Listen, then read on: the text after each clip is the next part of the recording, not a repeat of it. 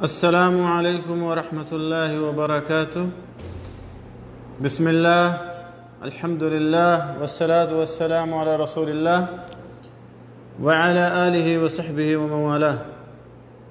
محترم ناظرین، آج کے اس لائیو پروگرام میں جو باتیں میں آپ کے سامنے رکھنا چاہتا ہوں وہ نفس کے محاسبہ کے بارے میں۔ چونکہ اسلامی اور ہجری سال اپنے اختتام پر ہے اور سال کے اختتام پر دنیا والے اپنے اپنے کاروبار کا، اپنی اپنی تجارت کا، لین دین کا محاسبہ اور حساب و کتاب کرتے ہیں، اور اسی طرح سے اسی مناسبت سے بعض علماء اور دعات لوگوں کو نفس کے محاسبہ کی دعوت دیتے ہیں، جبکہ ایسا قطعاً نہیں ہے کہ سال کے اختتام سے محاسبہ نفس کا کوئی تعلق ہے۔ ایک مسلمان کو ہر وقت اور ہر لمحہ اپنے نفس کا محاسبہ کرنا چاہیے، ہر دن اور ہر رات اپنے نفس کا محاسبہ کرنا چاہیے۔ ایسا نہیں ہے کہ جب سال کا اختتام ہو، جب سال پورا ہونے والا ہو، جب سال مکمل ہونے والا ہو تبھی آدمی اپنے نفس کا محاسبہ کرے اور پورے سال بھر وہ اپنے نفس کو یوں ہی چھوڑ دے، اپنی خواہشات کی اتباع اور پیروی کرے اور اپنے نفس کا محاسبہ نہ کرے۔ ایسا ہرگز نہیں۔ جو بعض علماء اور دعات سال کے اختتام پر یا سال مکمل ہونے پر نفس کے محاسبہ کی دعوت دیتے ہیں، وہ من باب تذکیر ہے، ورنہ ہر وقت، ہر لمحہ، ہر دن، ہر رات ہر مسلمان کے اوپر واجب ہے کہ وہ اپنے نفس کا محاسبہ کرے، اپنے نفس کا حساب و کتاب کرے، اپنے آپ کا جائزہ لے کہ وہ کہاں کھڑا ہے، کیا کر رہا ہے، کیا اسے کرنا چاہیے، کیا نہیں کرنا چاہیے۔ اور ہاں، البتہ سال کے گزرنے میں، سال کے 12 مہینوں کے گزرنے میں،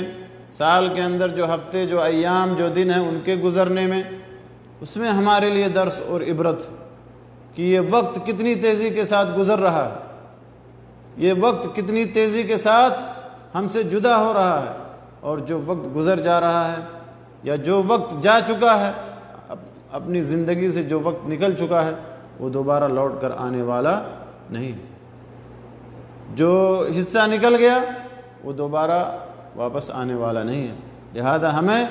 جو باقی کے ایام ہیں، جو باقی کے دن ہیں، کیونکہ ہر شخص کی زندگی اور ہر شخص کی عمر اللہ تعالیٰ نے متعین کر دی ہے کہ وہ کتنے سال جیے گا، کتنے سال باحیات رہے گا، اس کی عمر کتنی ہوگی، وہ کتنے سال زندگی گزارے گا، اس کی موت کا وقت کب ہے، ہر چیز کو اللہ تعالیٰ نے محدود اور متعین کر دیا۔ لہذا جو بقیہ ایام ہیں اور جو بقیہ اوقات ہیں ان کو آدمی کو غنیمت سمجھنا چاہیے اور اللہ کی عبادت اور بندگی میں گزارنے کی کوشش کرنی چاہیے، کیونکہ کوئی شخص نہیں جانتا، دنیا میں کوئی شخص، چاہے وہ مالدار ہو یا غریب ہو، چاہے وہ وزیر ہو یا فقیر ہو، کوئی شخص یہ نہیں جانتا کہ کب اور کہاں اور کس حالت میں اس کی موت آئے گی، کوئی نہیں جانتا۔ اور ہم آئے دن ایسے واقعات سنتے رہتے ہیں، موت کی خبریں آئے دن ہم پڑھتے رہتے ہیں کہ فلاں آدمی کو اٹیک آیا اور وہ اس دنیا سے رخصت ہو گیا، فلاں آدمی فلاں حادثے کا شکار ہو گیا اور اس دنیا سے رخصت ہو گیا۔ لہذا کوئی شخص اس کائنات کے اندر، اس دنیا کے اندر، کوئی شخص غریب ہو، امیر ہو، فقیر ہو، وزیر ہو، کوئی شخص نہیں جانتا کہ اس کی موت کب اور کہاں آئے گی۔ لہذا سال کے گزرنے میں اور نئے سال کی آمد پر ہمیں درس اور عبرت حاصل کرنا چاہیے کہ وقت کے گزرنے اور وقت کو ہمیں غنیمت سمجھنا چاہیے، کیونکہ یہ وقت بہت ہی قیمتی چیز ہے اور اس کو ضائع اور برباد نہیں کرنا چاہیے۔ لیکن جہاں تک محاسبہ نفس کا تعلق ہے، وہ آدمی کو ہر وقت کرنا چاہیے، ہر دن کرنا چاہیے، ہر رات میں کرنا چاہیے، ہر لمحہ اور ہر گھڑی کرنی چاہیے، اپنے نفس کا محاسبہ کرنا چاہیے۔ یہ نہیں کہ سال کے اختتام کا انتظار کرنا چاہیے۔ سال کے اختتام پر جو نفس کے محاسبے کی بات کی جاتی ہے وہ صرف من باب التذکیر، ورنہ یہ قطعاً درست نہیں ہے کہ آدمی سال میں یا سال کے اختتام پر اپنے نفس کا محاسبہ کرے۔ نہیں، ہر دن، ہر لمحہ، ہر وقت آدمی کو اپنے نفس کا محاسبہ کرتے رہنا چاہیے اور اپنے نفس کا جائزہ لیتے رہنا چاہیے، کیونکہ اگر آدمی اپنے نفس کا محاسبہ کرے گا تو وہ درست راستے پر چلے گا، وہ کامیاب ہوگا، اسے دنیا اور آخرت کی سعادت حاصل ہوگی۔ لیکن وہ اگر اپنے نفس کو یوں ہی چھوڑ دے گا، اپنے آپ کا جائزہ نہیں لے گا، اپنے اعمال کا جائزہ نہیں لے گا، اپنی کرتوت کا جائزہ نہیں لے گا، تو پھر میرے دوستو وہ دنیا اور آخرت کی ناکامرانی سے دوچار ہوگا، دنیا میں بھی خائب و خاسر ہوگا اور آخرت میں بھی خائب اور خاسر ہوگا۔ یہی وجہ ہے کہ اللہ تبارک و تعالیٰ نے قرآن پاک میں اللہ تبارک و تعالیٰ نے اپنے مومن بندوں کو یہ حکم دیا ہے کہ وہ اپنے نفس کا محاسبہ کریں، اپنے نفس کا محاسبہ کریں، اپنے اعمال کا جائزہ لیں، اپنی کرتوت کا جائزہ لیں، کیا کر رہے ہیں کیا نہیں کر رہے ہیں، اس بات کا جائزہ لیں۔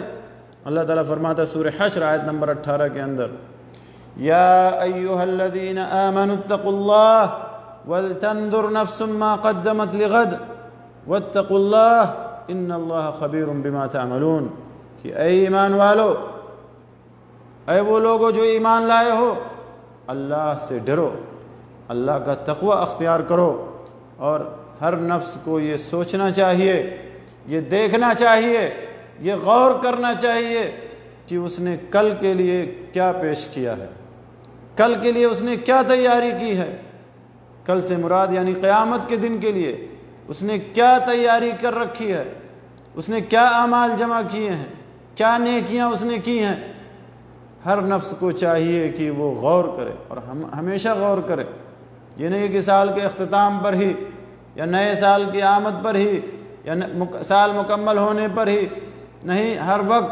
اور ہر لمحہ اور ہر گھڑی اور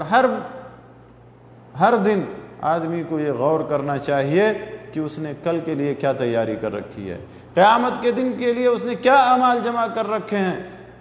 واتقوا اللہ، اور اللہ سے ڈرو، ان اللہ خبیر بما تعملون، اللہ تبارک و تعالی تمہارے اعمال سے باخبر ہے، تم جو کرتے ہو، تم جو اعمال کرتے ہو، اللہ تعالیٰ اس سے اچھی طرح باخبر ہے۔ ابن کثیر رحمۃ اللہ علیہ اس آیت مبارکہ کی تفسیر میں فرماتے ہیں کہ وَلْتَنْظُرْ نَفْسٌ مَا قَدَّمَتْ لِغَدٍ، کہ ہر نفس کو یہ غور کرنا چاہیے، دیکھنا چاہیے کہ اس نے کل کے لیے کیا پیش کیا ہے، کل کے لیے کیا تیاری کی ہے۔ اس کا مطلب یہ ہے حاسبوا انفسکم قبل ان تحاسبوا وانظروا ماذا ادخرتم لانفسکم من الاعمال الصالحة لیوم معادکم وارضکم علی ربکم،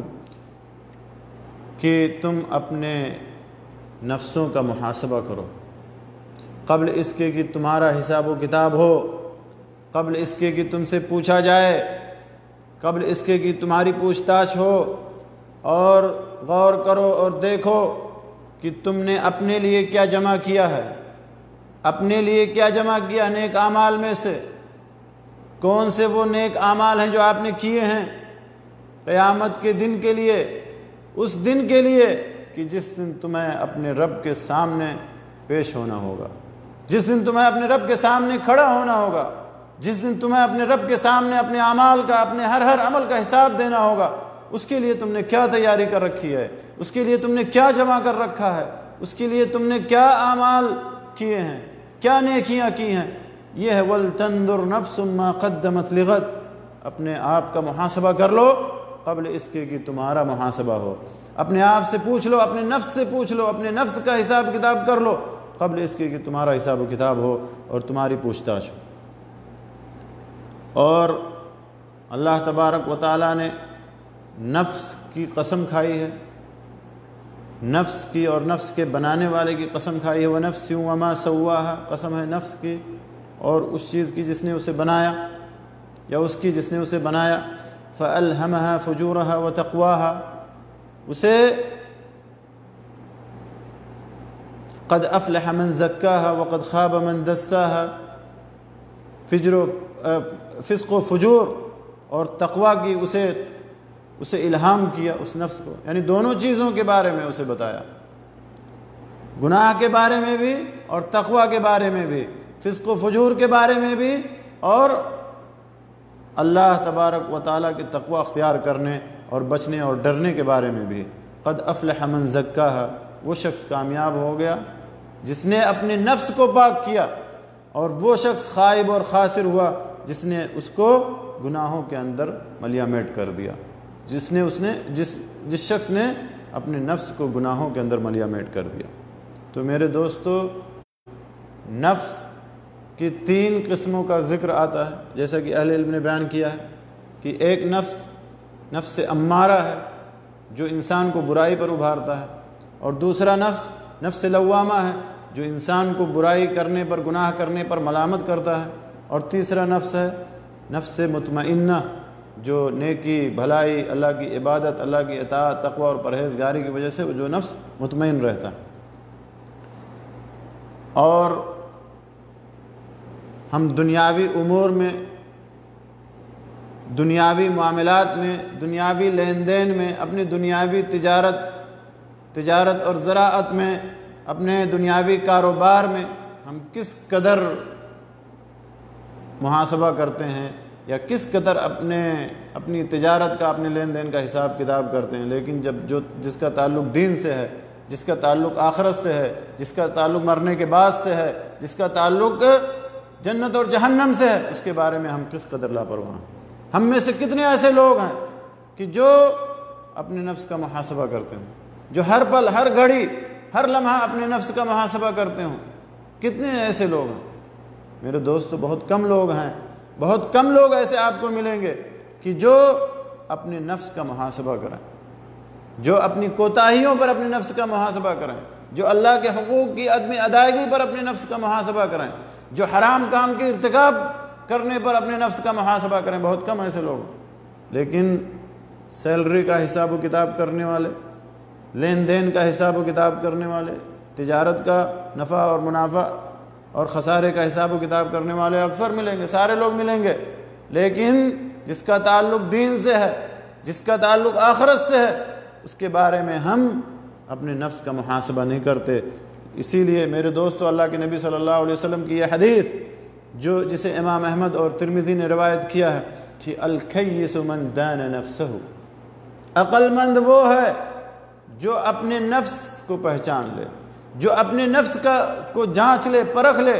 جو اپنے نفس کا حساب کتاب کر لے، وعمل لما بعد الموت، اور موت کے بعد کے لیے تیاری کر لے، موت کے بعد کے لیے عمل کر لے۔ والعاجز من اتبع نفسہ ہواہا، اور عاجز وہ ہے، بیکار وہ ہے جو اپنے نفس کو اپنی خواہشات کے پیچھے لگائے رہے اور صرف اللہ تبارک و تعالیٰ پر آرزوئیں باندھے۔ تو میرے دوستو، عقل مند کون ہے؟ جو اپنے نفس کو پرکھ لے، جو اپنے نفس کو اپنے نفس کا حساب کتاب کر لے، جو اپنے نفس کی جانچ پڑتال کر لے، جو اپنے نفس کا جائزہ لے لے اور مرنے کے بعد کی تیاری کر لے۔ سال گزر گیا، کتنی نمازیں اس سے فوت ہوئیں، کتنے فرائض اس سے چھوٹ گئے، کتنی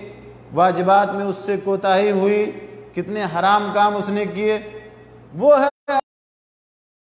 تاکہ جو فرائض کے اندر کوتاہی ہوئی ہے، جو واجبات کے اندر کمی ہوئی ہے، اس سے اللہ تبارک و تعالیٰ کی بارگاہ میں توبہ کرے،